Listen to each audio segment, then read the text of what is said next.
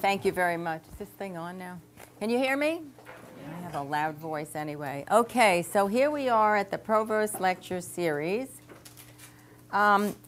This presentation is going to focus on psychological distress among college students, and these are primarily, or rather exclusively, York students. So anything I'm going to say today is about most of you folks in the room. I'm going to report on 4 studies that represent a small part of the research that's come out of my lab in the happily funded 16 years of funding from NIH. The focus of the presentation is going to be on the mental health of diverse college students.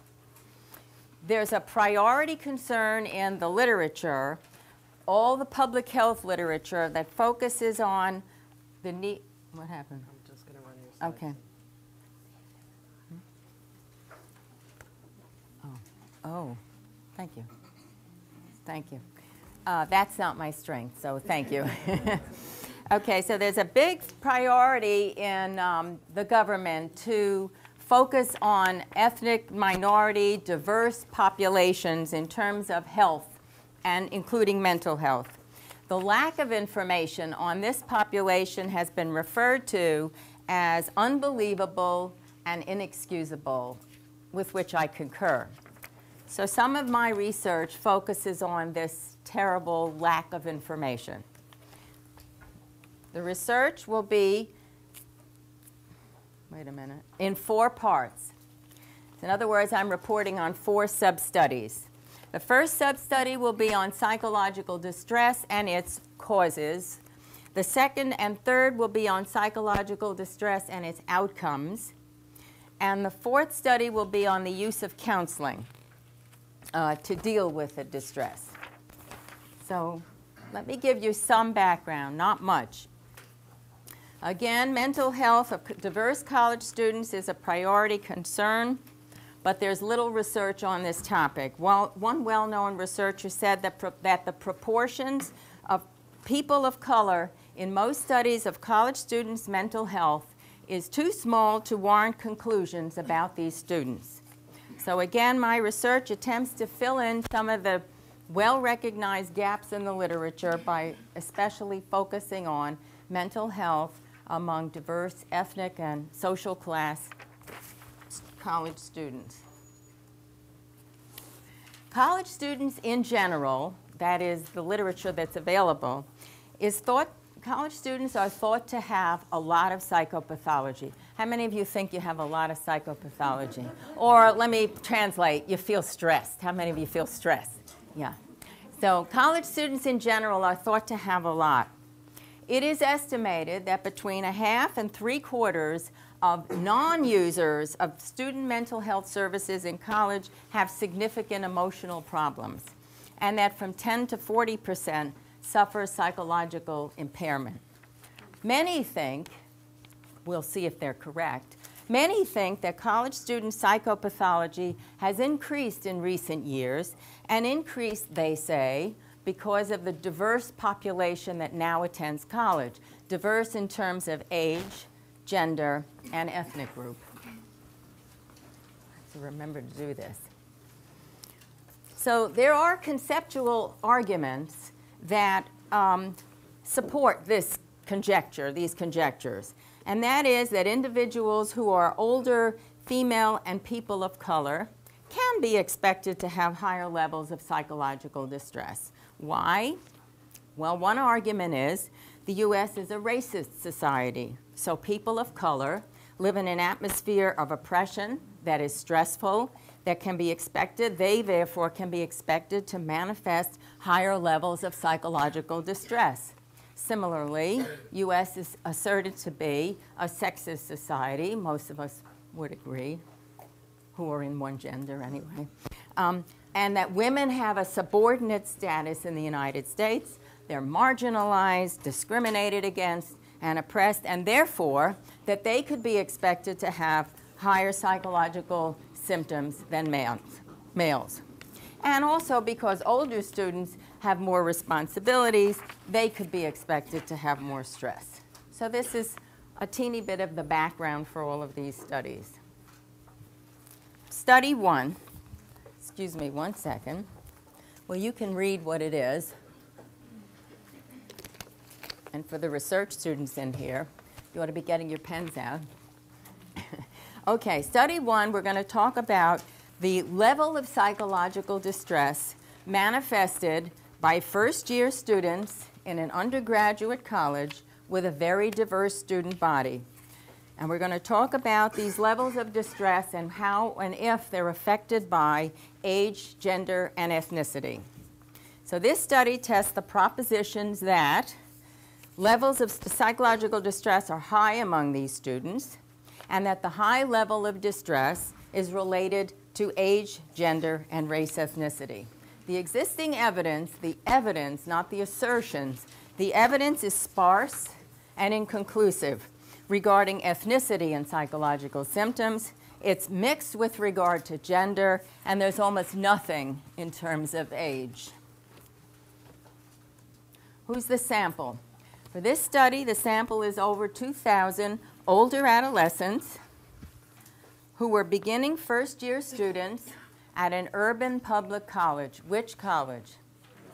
Okay, so this is about those of you or your peers who attended York in the years in which I collected these data. These students are very ethnically and socioeconomically diverse. A word about data collection, because especially for non-social scientists, data collection is a complicated, time-consuming process for many reasons. Here's a couple. Research on all human participants must be done ethically.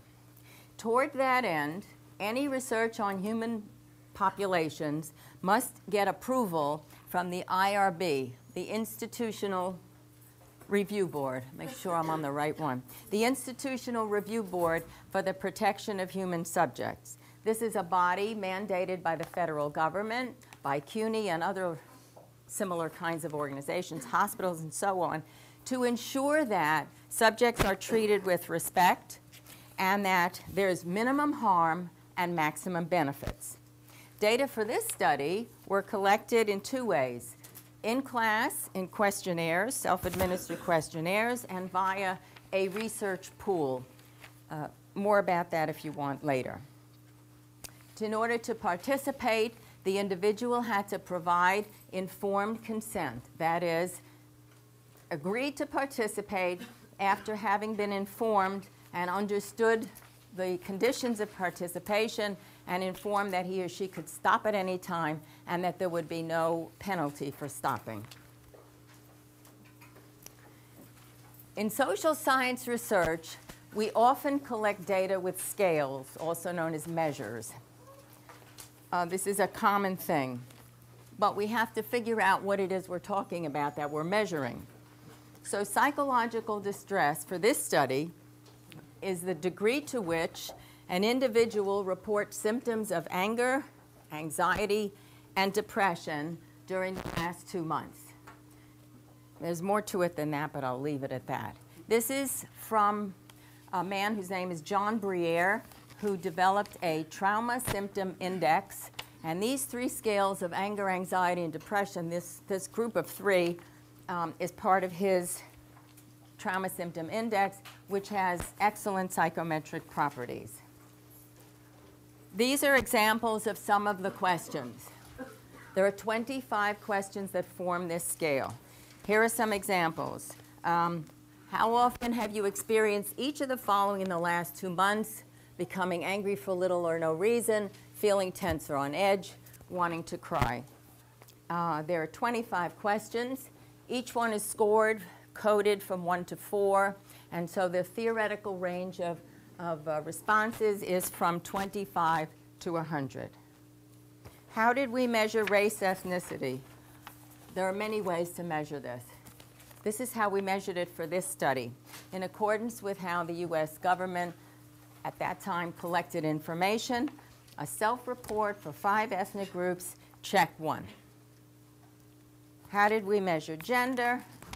This is a single item scale. Circle your gender. Similarly, age, single item scale. How old were you at your last birthday? So what did we find? We found in this first study wide variation in level of distress. Recall that each item could have 4 responses, from never to often.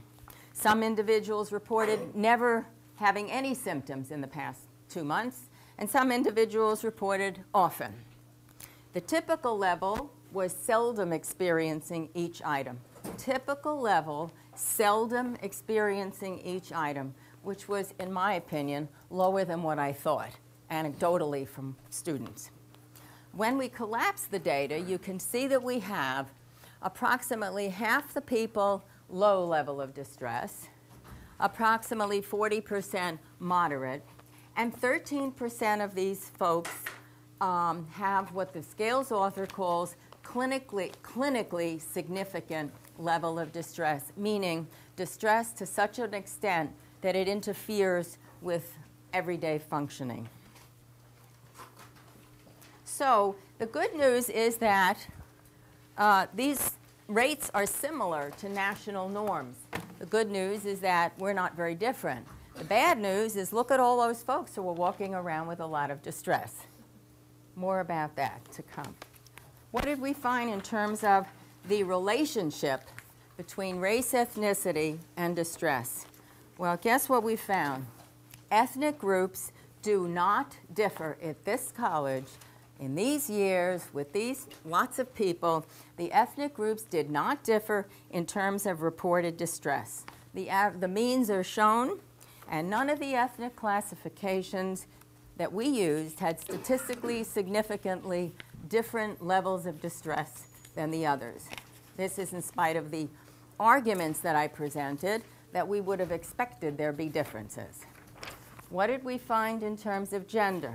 Well, we found that women report more distress than men, statistically significantly more distress than men. However, the differences are not very big. There is a difference, but it's not big. It represents a change in frequency from men to women, a change in frequency of experiencing 4.5 items from seldom to sometimes. So women have a little more, but not huge. What did we find in terms of age? We found that, guess which age group is less stressed than the other? Who's got less stress? Older. Older people, less stressed than younger. That's what we found. So, this first study, let's recapitulate. We found wide variation in level of distress. The sample is similar to national norms. The sample is similar to other college students in terms of how many are clinically significantly distressed. Many students have a lot of it, and we found that no relationship between ethnicity and distress.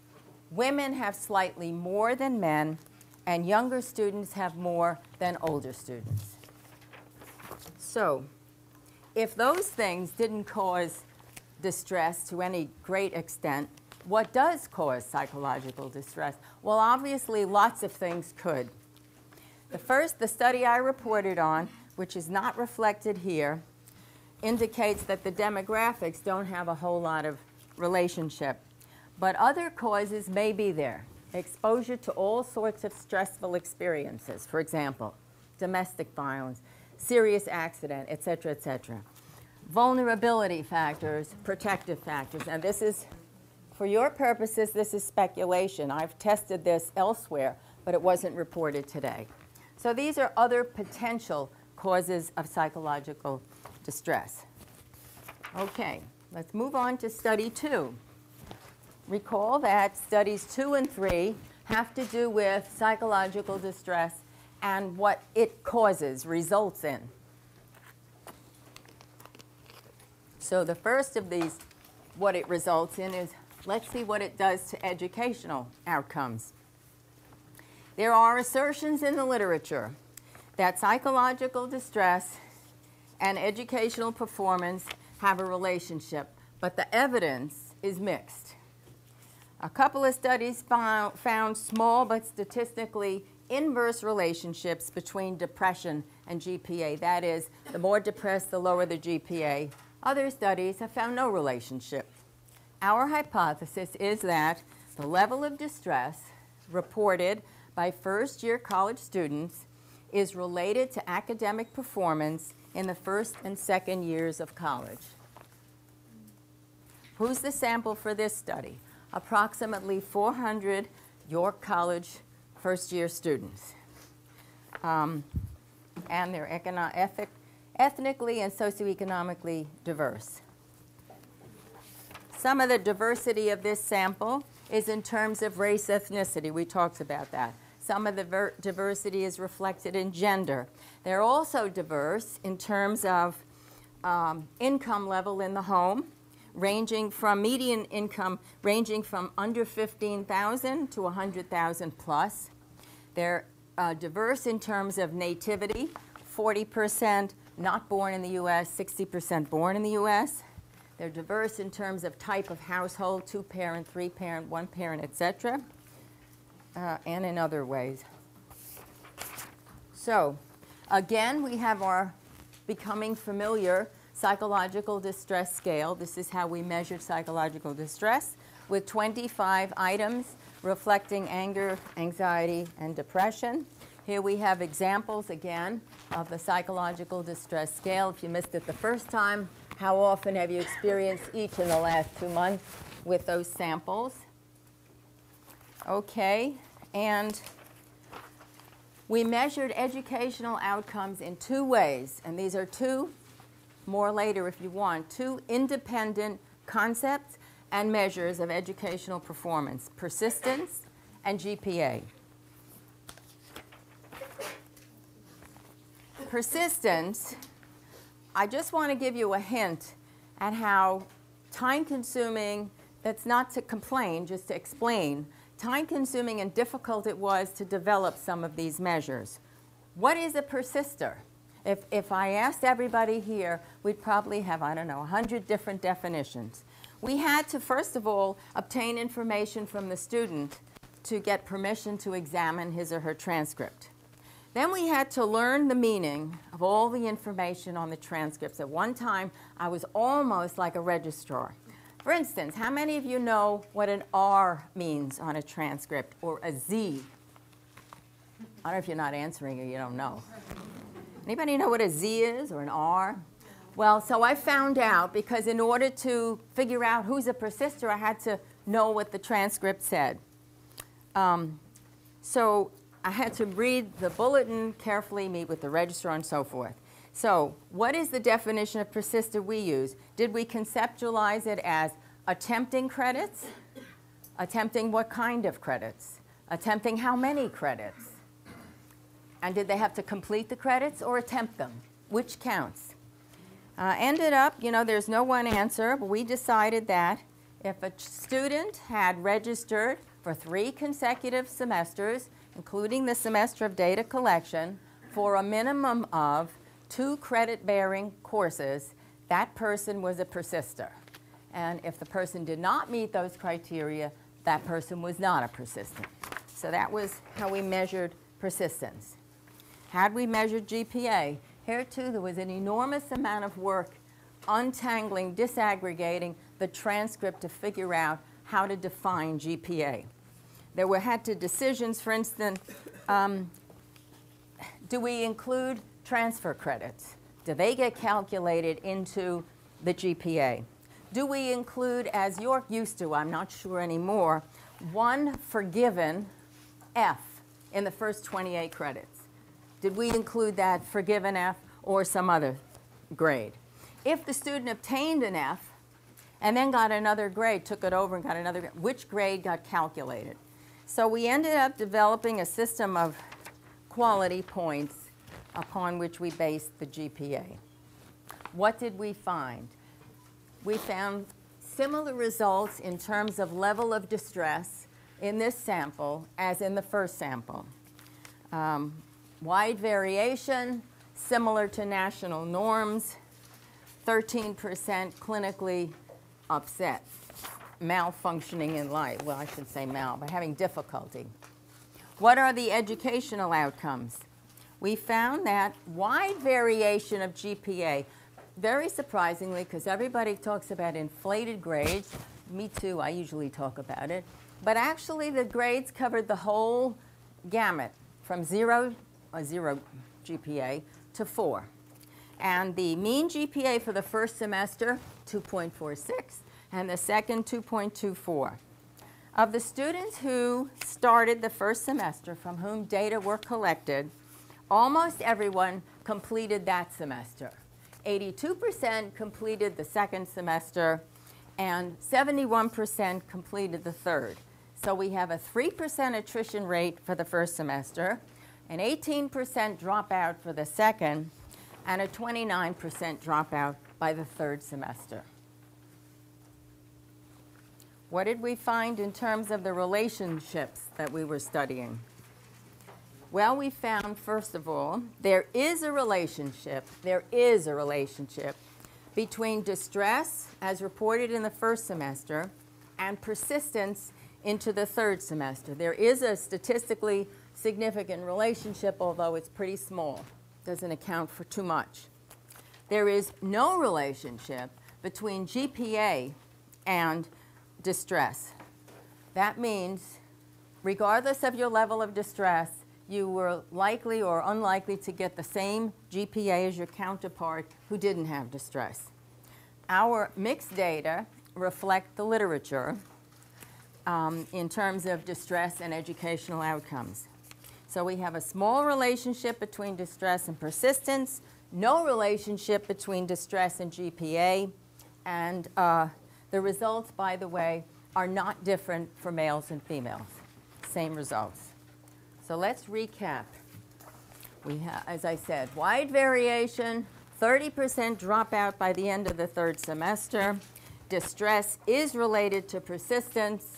Distress not related to GPA. Probably there are other variables, lots of them, related to college persistence. Okay? Move to study 3. And here I want to acknowledge somebody in the audience, Dr. Sue Austin, sitting over there, who co-authored the study that Study 3 reflects. We wrote this a number of years ago, huh? Okay, there is a general proposition in the literature that psychological distress has an impact on physical health. It's widely held in all the health professions, even though the empirical evidence is inconsistent, difficult to integrate, and not at all compelling. The basic conceptualization is that distress affects the immune system, making us more susceptible to illness, and that the illness most often studied is URI, capital URI, standing for? Okay, upper respiratory tract infection, URI. This study addresses the relationship between distress and URI in a sample of older adolescents of color.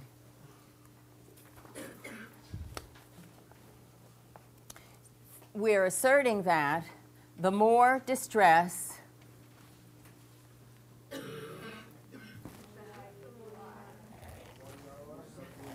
the more likely you are to get sick, you are to get URI. The more distress, the higher the distress, the more likely you are to develop URI symptoms. Our sample for this study was 750 of our York first-year students. Again, diverse group in parents' education, household income, type of household, nativity, etc. Again, our familiar psychological distress scale, 25 items, from Briere's Trauma Symptom Inventory. Now, how did we measure URI? Again, upper respiratory tract infection. An upper respiratory tract infection is an illness caused by an acute infection, which involves the upper respiratory tract. Anybody know what's in the upper respiratory tract when you get sick? Anybody? Throat, pharynx, larynx, sinuses, that stuff, the nose. Okay. The URI in our study was measured by asking the person the degree to which he or she experienced 10 types of URI symptoms in the past 2 months. The scale has excellent reliability and good validity. One word about validity. Validity means the extent to which a measure reflects what it's supposed to measure. This measure is supposed to reflect URI, actually being sick with URI. And there have been very interesting studies done on a scale very similar to the one we use, in which experimental conditions were used. A physician inserted the actual virus into one person's nose, not into others. So there's an experimental group and a control group. The people who got the URI symptoms dropped into their nose and really got biologically sick reported much higher levels on this scale than the people who didn't, indicating the validity of this scale, that it really reflects what we're saying it does, and not just saying, oh, I'm sick when I'm not sick. There have been other things of that nature. So this scale had 10 items in which we asked during the past 2 months, how many times have you had each of the following physical symptoms? These are all physical symptoms of URI. And the individual could get a score from 10 to 50. What did we find? What did we find in level of distress? Very similar results to what we have found in the other studies, which is good and bad. Good that it's similar to other people. Bad because we got a lot of people who are pretty distressed, and 13% of whom are really, really having trouble functioning in life. What did we find? Great variation in URI symptoms. Some no symptoms, some very often, others in between. This sample of folks like you, when they were freshmen, are more likely to experience URI symptoms than older, white, middle-class adults on whom other studies have been conducted. Nearly 2/3 of our people reported at least one URI symptom in the past 2 months, whereas in the literature, only half the folks reported URI in a 3-month period. So people here report more often that they've got upper respiratory tract infection, that they're sick. Sick of stuff, right? Okay, what else did we found? The hypothesis that distress is related to URI was supported. There's a statistically significant relationship between distress and URI. This size of the relationship, 0.51 in the social sciences, is considered a very large relationship. So the more distressed, the sicker you get in terms of URI. So let's recap the third study. There is wide variation in level of distress. Wide, with some people having a lot, much more than we'd like to see. There's wide variation in URI. Some people have lots of it. Distress is related to upper respiratory tract infection. The more distressed, the more sick you become. And remember that this URI scale really does measure, to a great extent, the biological URI. So it means distress is not good for your health. I guess we all knew that, huh? But a lot of times in social science, we test things that we think are true. Sometimes we find out they are, and sometimes we find out they're not. Okay. Moving on to the fourth study, the use of counseling.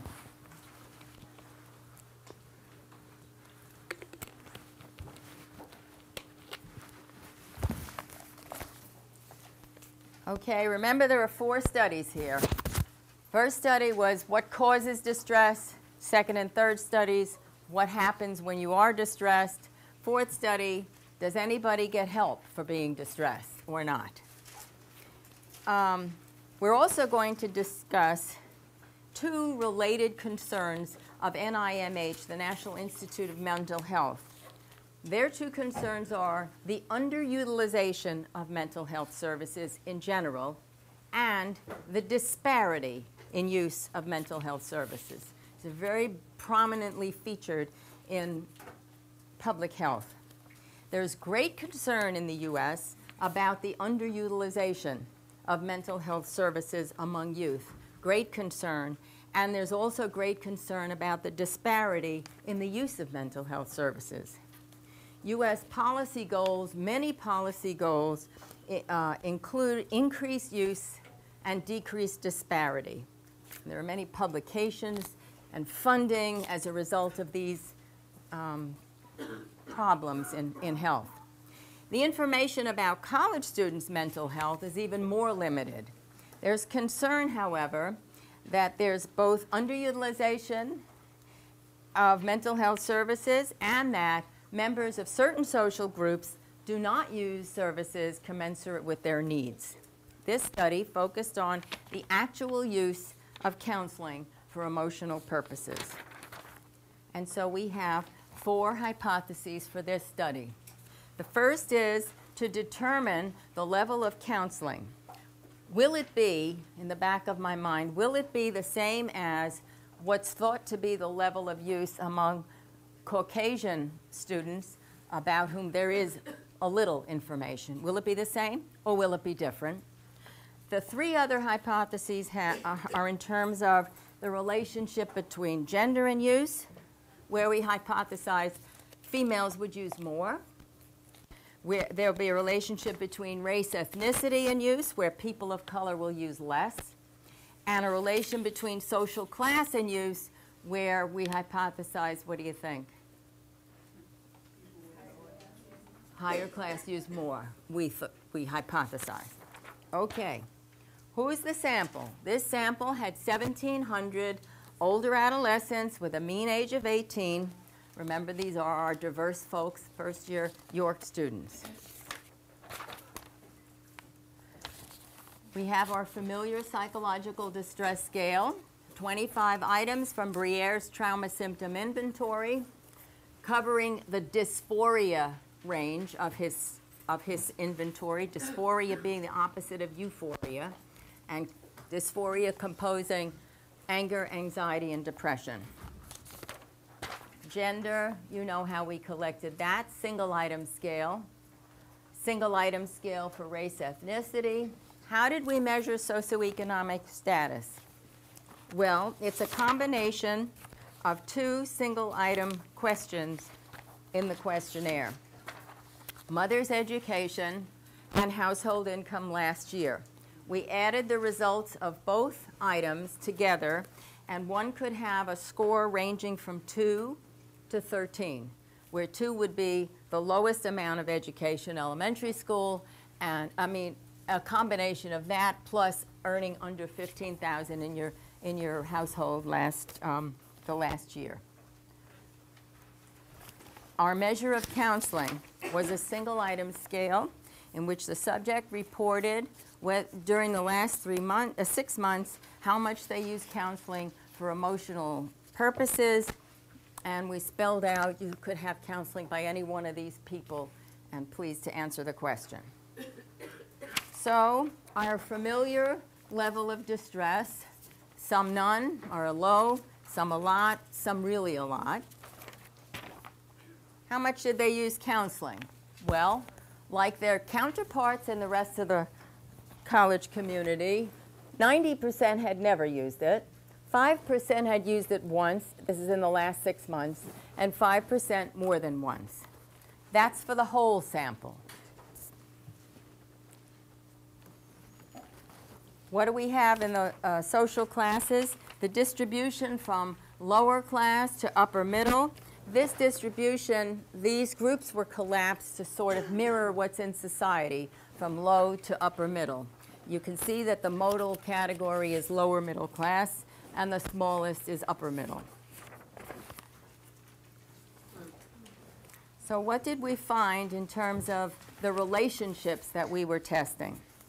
Well, we found, surprisingly, not so surprisingly, that there is no relationship between gender and use of counseling, none, nor is there a relationship between social class and use of counseling, men and women, nor is there a relationship between gender and use of, I said that. So, men and women are equally likely to use or not use counseling. Lower and upper class are equally likely or not likely to use counseling. And there is no relationship between the racial ethnic categories and use of counseling. So the assumptions, as reported in the literature, about disparity in the use of counseling, disparity as indexed by these three demographics, is not founded in our folks. However, there is a relationship between distress and use of counseling. Indeed, there's a much greater tendency for those who report being very distressed to use it than those who report low distress. 23% of those who report high distress use counseling, whereas 4% of those with low distress do not use it. So our findings partially confirm the literature in terms of use of mental health services.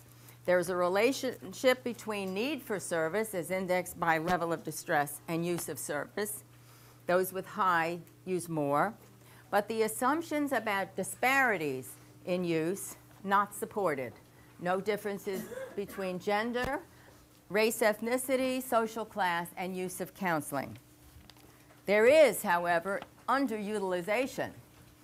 3/4 of the students with very high levels of distress did not use counseling. But this underutilization does not appear to be a function of disparities in use. It's just underutilization. The use of mental health services certainly may be a function of values and attitudes, but these values and attitudes are not associated with gender, ethnicity, and social class. So let's look at an overview of our findings from these 4 sub-studies. Yeah, go ahead if you need to leave.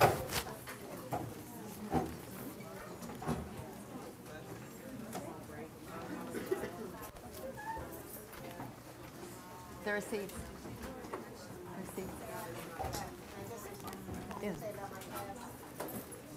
While people are in and out, my class, make sure you sign the attendance sheet.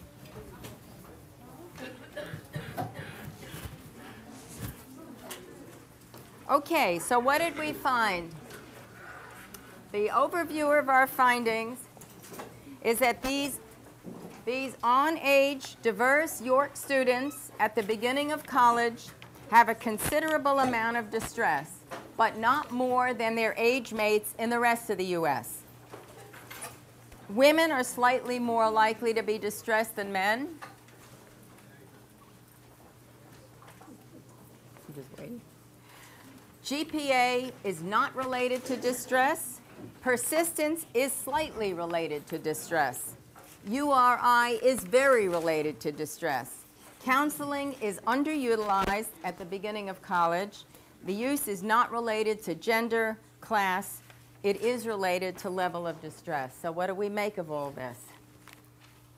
The findings, recall the findings are about first year, first semester York students. Retention is an issue. I guess we all know that.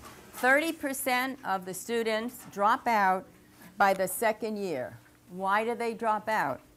Well, we found that persistence is slightly related to distress.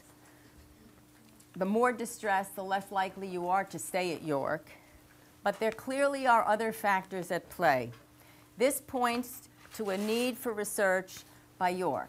What are the factors that lead to persistence other than the ones that we have here and others you may know about? These beginning York students enter with a considerable amount of distress that at the beginning of their college career has not been dealt with by using mental health services. However, we don't know if they use it while they're here after the point in time where I collect the data. another area of research for York, among the many I could come up with. In order to develop more effective strategies for increasing the use of mental health services among the people who really need them, we need a better understanding of the individual's perception of need, his or her means of coping with that need, and attitudes toward obtaining counseling. The administration, who's here? That's you and Hanky back there. The administration should perhaps, I suggest, provide more resources for counseling and provide counseling to those in need. It wouldn't be all that difficult in a college setting. The first step could be implementing a simple screening device for identifying individuals in need. This screening device could be a brief questionnaire at the beginning of college with feedback given to the students about their level of distress. And then students could be told, could be targeted for intervention. Those with high distress could be given more outreach and could possibly be told about effective ways, various effective ways for dealing with distress. And of course, the college could either offer services or refer out. Other areas needing research in terms of mental health services include identifying values and attitudes that enhance or inhibit the use of services, developing and evaluating programs that are user-friendly, and developing and evaluating information programs that help people overcome their reluctance to use services. Now, that's the end of the 4 studies among the many I've done that I'm reporting on today. Just to give you a hint at what I'm currently doing, my own personal research currently, I'm trying to identify, this is a new chapter, a new book, trying to identify who develops post-traumatic stress disorder symptoms and who does not. And I'm doing this in 2 different ways, in terms of cross-sectional study and longitudinal study. Both use what's called a person-focused approach. The cross-sectional study seeks to find classifications of people who have been exposed or not exposed to trauma and who develop or don't develop post-traumatic stress symptoms. I'm hypothesizing 4 prototypical groups: high trauma, high symptoms; high trauma, low; low trauma, high; low trauma, low. And then, after obtaining the 4 groups, if I'm right, finding characteristics that are associated with each of these groups. I'm also on the verge of conducting longitudinal studies which will classify individuals into trajectories over time in terms of their mental health. And I'm hypothesizing these prototypical trajectories. They come in, start high stress, does it go down? High stress, does it stay? Moderate stress, increase and decrease, stable. Low stress, increase and decrease. This is a big study I'm about to get on.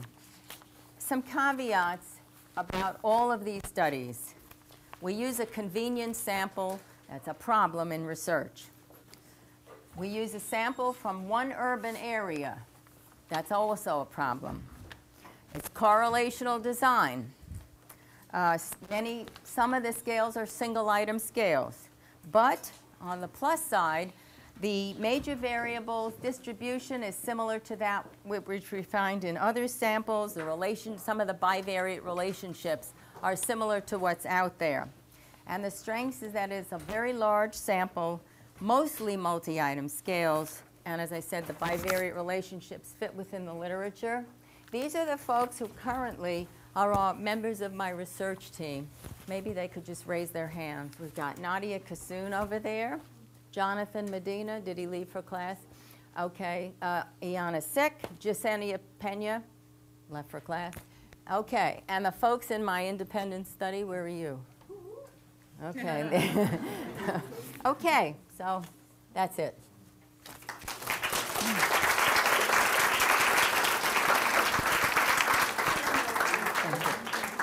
Thank you. Questions? ahead. I'm sure Professor Rosenthal will be happy to take questions. I don't bite. Yes. A question. You're on, Dr. Olenski. Okay, so this is really, really rich research, and thank you. I have a question about, it's a methodology question. It has to do with the scale that Dr. Rosenthal used. Now, if you remember, the questions in the scale were ranked seldom, they were ranked by frequency. Mm-hmm. That is, how often the student felt a certain thing, right? So my question is about conflating that with levels or severity. So the way that you report the data, in the end, is how much they, not how often, but how much. Well, how much in a given period of time? Yes. Okay, so Yeah. in other words, we're not finding out like how severe the anger is, or what level, how deep that anger symptom is. We're only finding out how often that occurs. That's true. So, in the literature for folks who use Braille stuff, do they have any discussion? No, I've never seen discussion of that. It's a good question. Other questions? Yes. Dr. Jenkins, the future. What do the R's and C's mean on that? Ah, I was hoping you said it. R means F in a remedial course. I forgot what Z means. Sorry about that. Anybody know? You know what Z means? No, I have a question. Oh, okay. Anybody know what Z means? I used to know. Sorry about that. Yeah. We talked about something, focusing the research on college students first year, and each time we found that 13% of them are still reporting high level of distress. How does that compare to what is done in the literature about distress in the population? How are college students different from the rest of the population? Oh, well, I can only compare it to distress among other college populations, the dominant culture about which there's information. And that's approximately the same amount. But you're asking about adults? Yeah. Adults. So what makes those college students different? If I'm- anything, is it related to college life, or is it just 13% of us walking around are just high Yes. distress? There are estimates of how many people, estimates of national amount of, in the general population, how much distress there is, and it's not too different, it's somewhat less, 8 to 10% of people walking around very distressed. And how does that compare to other countries? Oh, this I don't know. That's a good question. Anybody know? You know? Do you know the answer to this? No, it wasn't. Oh, okay. I don't know what it is. But I'm moving forward. The upshot of all this seems to be how much counseling do we need for our students? Right. Do you think it's adequate? I don't know what the facilities here are. So Well, where are we with that? let me see how to answer. What do you think? Whatever the facilities are, we know students are not using it, right? Yeah. So before we go and build new facilities, whatever that might mean, I would ask the students, what is your perspective on why students use or don't use existing services? I would want to know that. Mm-hmm. Any students have a sense of, you don't have to speak for yourself, you can just Yeah. generalize to the student population. It could be that some students don't know that the services are there. Mhm. There are adult, these signs and things like that, so we need help to get it. So that's a good point. Yeah? Maybe students just don't know that there exists, but this is like a Yeah, that's what she said. Actually, they're in another study, which is not reported on today, our students are pretty sophisticated in terms of knowing what exists outside of the college. I don't know about what they know about what's in the college, but when asked questions about, are you aware of mental health facilities, they are quite aware, to my surprise. Yeah. Are you answering this question? Yes, I was going to say that students usually, they do know that these facilities do exist, but sometimes more along the lines that we don't want to express our emotion and feelings to other people. Right. Because we think that we have our own friends and we can talk to them about it, but usually that doesn't Right. really help because, as you said, stress levels are still up. Is it because it's stigmatized or because, yes, some people saying yes. Somewhat, yeah.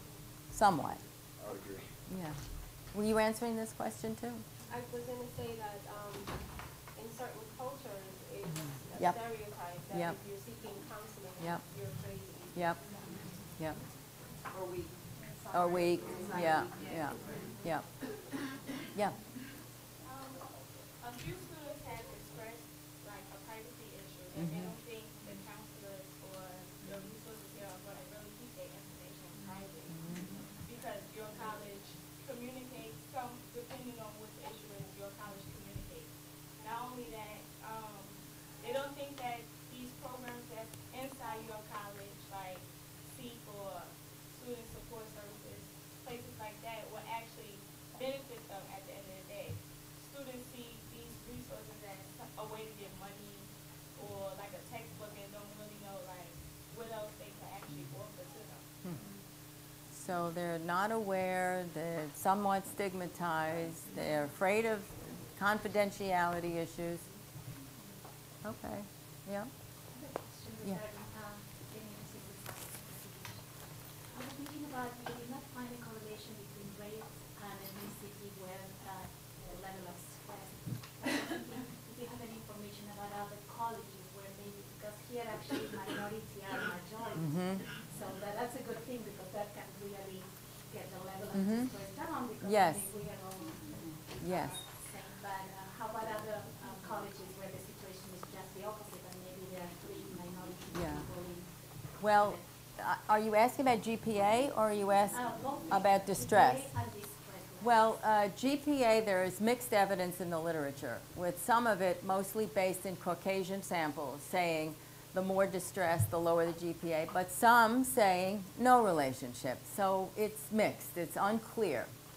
As far as level of distress, it was similar here to what is thought to be the level in the majority colleges. So I was quite surprised at that myself. That was good finding in that it's not worse, bad finding in that some are really distressed. Yes, yes. I teach, Dr. Robin Levinson, I teach speech communication, and I came to this wonderful lecture because there is so much stress on students that take Speech 101, which I understand now is a required class for everybody. Have you heard of any studies about how having to do a speech in front of others gives distress? Maybe in certain, I know you don't know my field necessarily, but in certain areas, maybe is it possible students have more distress than in others? Oh, you mean areas Like of study? speech communication, yes, in Yeah. like math, Yeah. or maybe Well, English. Well, or let me just respond to the math. in theater, I can Yeah. give you some statistics about it because I'm a theater teacher, but I just wondered if you know, people would rather die, the statistics I know say, than give a speech. Right. Death is like, 3% in public speaking, 90% you'd rather not do it.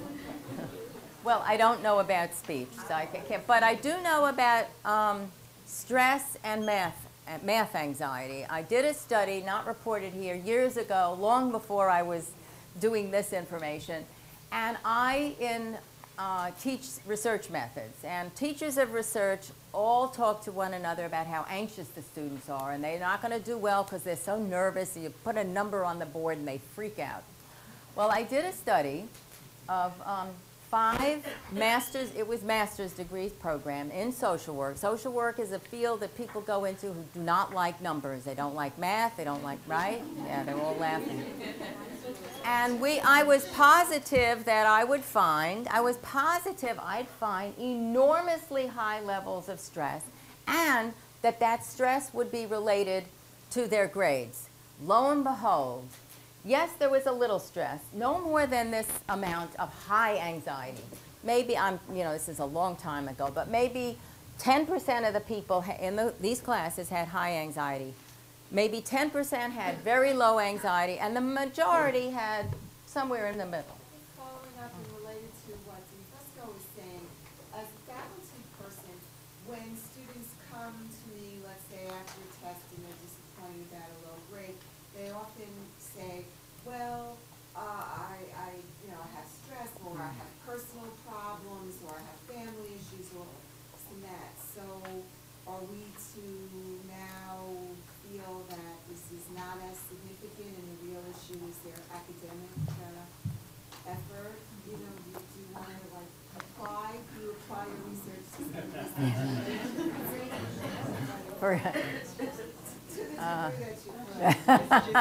I take the fifth.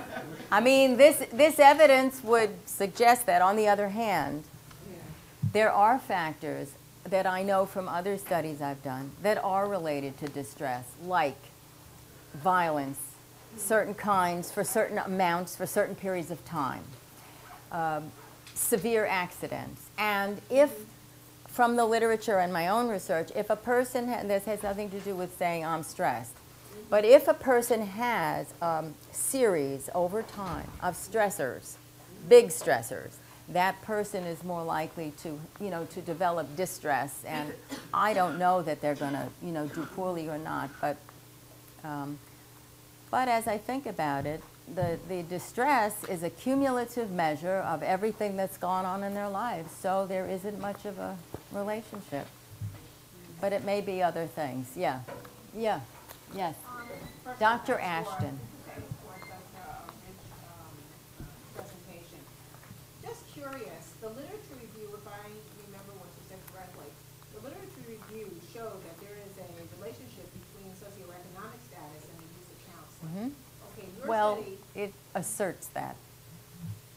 so it's not, has not been proven in previous Right. studies? Oh, Not much. I thought it showed that. No. I was just curious as to if you had any possible explanation as to why SES was not related in this study. Yeah, I have the same question. I don't think social class by itself, it's a proxy for other things. I think if we disaggregate it and test, which I've done in the past, attitudes, stigma, resources, barriers, I think those things might prove more useful in determining who goes to counseling rather than what's your social class, is it middle or upper. If you have stigma, it doesn't matter which of those classes you're in. Another thing, you know, I don't know about different cultures, although we didn't find in these 5 pan-ethnic groups, which have limitations, we found no differences in use.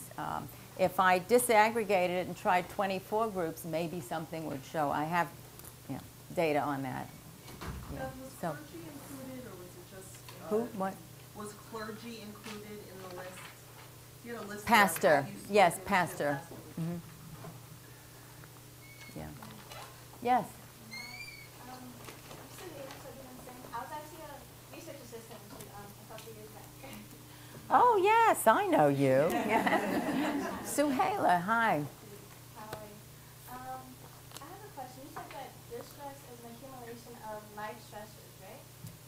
Well, it's a part of who you. It's a measure of the amount of distress you feel from whatever source is in your life.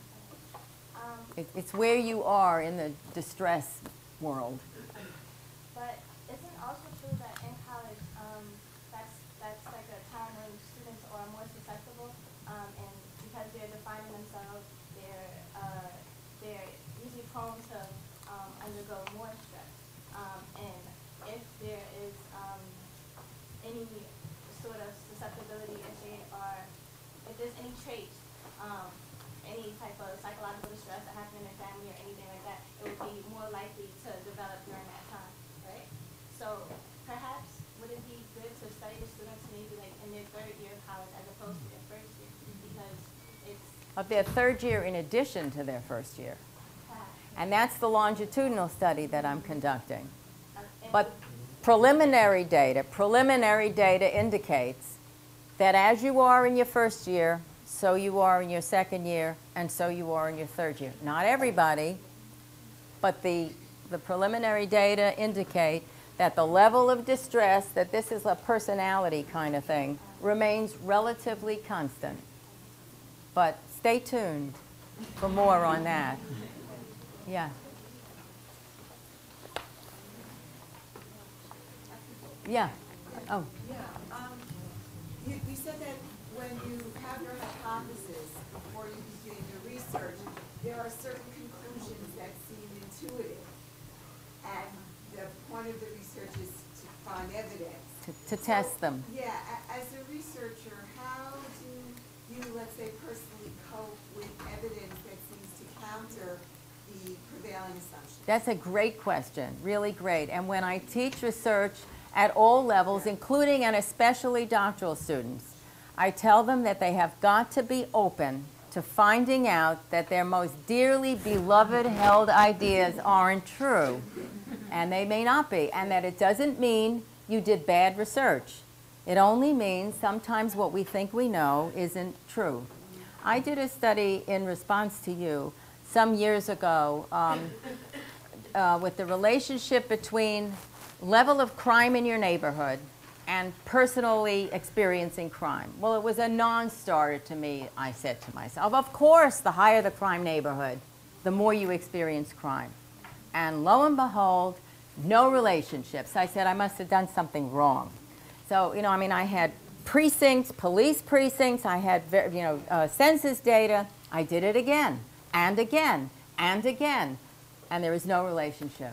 So one admits there's no relationship, even though you thought there was, and it's counterintuitive. But that's an important finding in research, is when we find what we thought was true, and it isn't true. It must be hard if it's an issue to which you have a certain, ethical, moral. Yeah, commitment. that's true. Oh, my Good point. So you be careful how you present it, or you don't present it. But that's kind of unethical too. Are there any other questions? Can I do one thing before we end? I'm going to mortify her, I know. And my little granddaughter, Sarah, back there, came to the presentation. I am mortifying her, I'm sure. But thank you for coming. But I want to thank her for coming. Yay. Oh, I will never live it down. Oh, okay. Oh, dear. Dr. Rosenthal. Yes. Very interesting lecture. Very interesting. Important research, particularly towards the end of the semester now. Some of you may feel that particular stress, situational as it may be, or more persistent distress. I have the pleasure of doing three more things very quickly. Two relate to perhaps giving some immediate decompressing to some of you. One is that we're going to have, if you hang around, some food as we used to have at the Provost lectures. It's about to be set up, I believe, right now. So hang around, share some conversation, see if you want to ask an additional question to Dr. Rosenthal, perhaps. Secondly, who of you has heard of Wynton Marsalis? Okay. We will have his brother here tonight at the college, Branford Marsalis, and very rarely to hear anymore, his father, Ellis Marsalis, their father, Ellis Marsalis. Who's here who truly really enjoys jazz music of the students? I have an envelope here with 4 tickets that we're giving away to current students at your college who would like to see tonight Branford Marsalis live in concert, part of our fundraising evening this year. So make up your mind if you're available this evening, if you have time, if you're interested, come see me afterwards, and I'll be happy to give you one of those tickets. 4 tickets. And lastly, Dr. Rosenthal, we also have a tradition here where we're framing the announcement poster of the lecture that you may have seen around, that was on our homepage. This is the